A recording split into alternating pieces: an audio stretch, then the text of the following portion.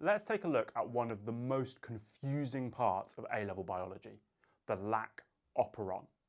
So what is an operon?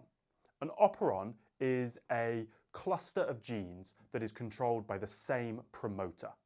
So in the instance of the lac operon, we have a cluster of genes that code for the production of the different subunits of the lactase enzyme, the enzyme that is going to break down lactose for the bacterium so that the lactose can be used as a respiratory substrate. We have our promoter sequence here, which comes before the gene. And then we also have our transcription factor. Our transcription factor here, our repressor, this is blocking the promoter. In this first instance, there is no lactose present.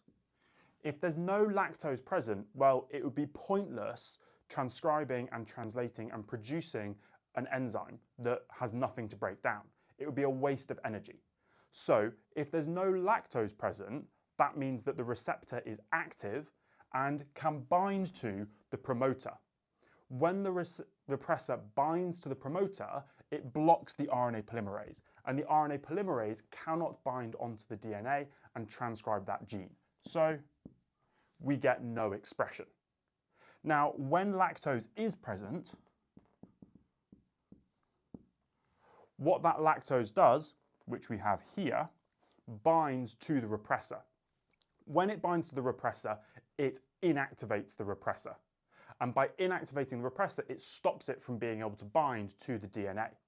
With the repressor not bound to the DNA, the RNA polymerase can now bind to the promoter sequence, and the RNA polymerase can now go along and transcribe that gene and lead to the production of the lactase enzyme, which will then break down the lactose.